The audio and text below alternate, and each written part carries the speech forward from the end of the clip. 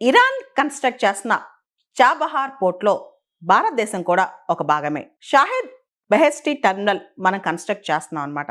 అయితే ఏదైతే అమెరికా ఇప్పటి వరకు చాబహార్ పోర్టుకి శాంక్షన్ వేవర్ ఇచ్చిందో అది ఏప్రిల్ 26తో ముగిసింది.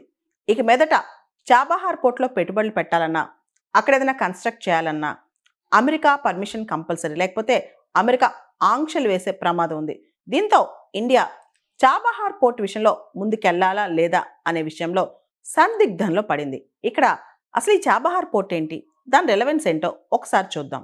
గుజరాత్లోని కాండ్లా పోర్టుకి చాబహార్ పోర్టుకి 550 నాటికల్ మైల్స్ డిస్టెన్స్ ఉంది.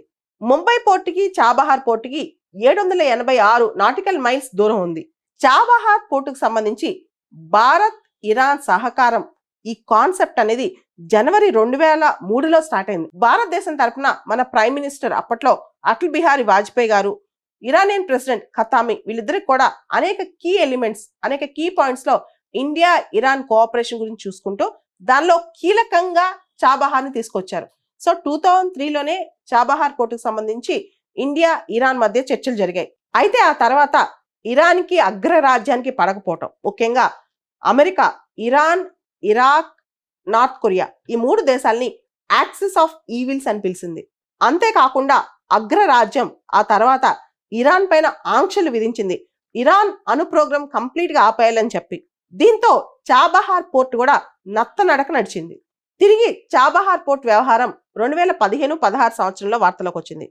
అప్పట్లో ఆఫ్ఘాన్ ప్రెసిడెంట్ అష్రఫ్ గనీ వచ్చి మోడీ గారికి ఖచ్చితంగా చాబహార్ పోర్ట్ ప్రాజెక్ట్ ముందు తీసుకెళ్లాలి, దానివల్ల ఆఫ్ఘనిస్తాన్ చాలా ఉపయోగం జరుగుద్దని చెప్పి, ఇండియా చేసే హెల్ప్ ఆఫ్ఘనిస్తాన్ త్వరగా చేరుద్దని చెప్పి కూడా అష్రఫ్ గనీ గారు మోడీ గారిని కాస్త అడగటం, దానిపైన కొంత సమాలోచన చేయగలగడం జరిగింది ఆ టైంలో. అయితే చాబహార్ పోర్ట్లో కూడా ఎవరు ఇన్వెస్ట్ చేయకూడదని చెప్పి అప్పట్లో అమెరికా చాలా ఆంక్షలు పెట్టింది. కానీ ఇండియా 2018లో స్పెషల్గా ఇండియా ఏదైతే చాబహార్ పోర్ట్లో ప్రాజెక్ట్ డెవలప్ చేస్తుందో, దానికి సంబంధించిన టర్మినల్స్ కానీ ఇతరత్ర ఇన్వెస్ట్మెంట్ చేస్తుందో ఇండియాకి వేవర్ తెచ్చుకుందనమాట. అంటే చాబహార్ పోర్ట్లో ఎవరు పెట్టుబడులు పెట్టకూడదు, ఎవరు ఏం డెవలప్ చేయకూడదు అనే ఆంక్షల నుంచి ఇండియా స్పెషల్గా మినహాయింపు తెచ్చుకుంది అమెరికా నుంచి. ఇదంతా 2018లో స్టోరీ అనమాట.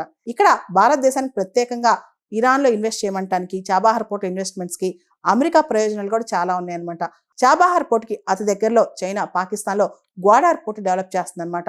దానికి కౌంటర్గా చాబహార్ పోర్ట్కి స్పెషల్ వేవర్ ఇచ్చింది. అంతేకాదు అప్పట్లో ఆఫ్ఘనిస్తాన్ అనేది అమెరికా చేతుల్లో ఉండేది కాబట్టి ఆఫ్ఘనిస్తాన్ డెవలప్మెంట్, ఆఫ్ఘనిస్తాన్ యాక్సెస్, అంటే ఆఫ్ఘనిస్తాన్ కంప్లీట్గా ల్యాండ్ లాక్డ్ కంట్రీ అనమాట. సో ఆఫ్ఘనిస్తాన్కి కూడా ఒక పోర్ట్ దగ్గరలో ఉండాలని చెప్పి అమెరికా భావించి మొత్తానికి ఇండియాకి చాబహార్ పోర్ట్ ఇన్వెస్ట్మెంట్ విషయంలో స్పెషల్ వేవర్ ఇచ్చిందనమాట. అయితే ఇప్పుడు ప్రస్తుతం పరిస్థితి మారిపోయింది. ఇండియా పైన, ఇతర దేశాలపైన America maximum pressure policy start అయిందనమాట. ఇక్కడ చాబహార్ పోర్టుకు సంబంధించి మనం అనేక విషయాలు చర్చించుకోవాలి. ముఖ్యంగా international north south transport corridor ఏదైతే ఉందో అది చాబహార్ దాన్ని లింక్ చేస్తుంది అనమాట. సెంట్రల్ ఏషియా టు రష్యా ఇదంతా కంప్లీట్ గా Chabahar port main connecting choke point అనమాట. సో ఇక్కడ చాబహార్ పోర్ట్ లో ప్రాజెక్ట్స్ కి శాంక్షన్స్ విధిస్తే ఇవన్నీ దెబ్బతినే ప్రమాదం కనిపిస్తుంది.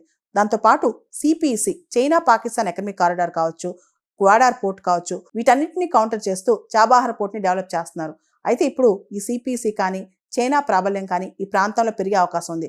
చాబహార్ పోర్ట్లో ఇన్వెస్ట్మెంట్స్ తగ్గి, చాబహార్ పోర్ట్లో ఇండియా లాంటి దేశాల పార్టిసిపేషన్ తగ్గితే సిపిసి కావచ్చు, బీఆర్ఐ కావచ్చు, వీటి యొక్క ప్రాధాన్యత పెరిగే అవకాశం ఉంది.